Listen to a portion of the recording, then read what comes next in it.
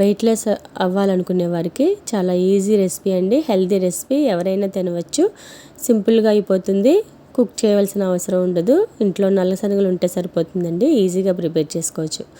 ఒక కప్పు నల్ల శనగలను తీసుకుని వాటర్ వేసి 2-3 సార్లు శుభ్రంగా వాష్ చేసుకుని క్లీన్ చేసి ఇందులోనే వాటర్ వేసి 7-8 గంటలు నాననివ్వాలి. ఇలా నానిన శనగల్ని ఒక గిన్నెలో వేసుకుని వాటర్ వేసి కొద్దిగా సాల్ట్ కూడా వేసి ఉడికించి తీసుకోవాలి.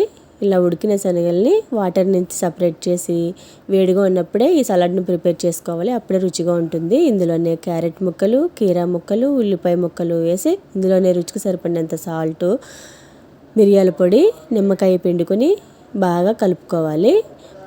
ఇవన్నీ బాగా కలుపుకున్న తర్వాత లాస్ట్గా కొత్తిమీర కూడా వేసుకొని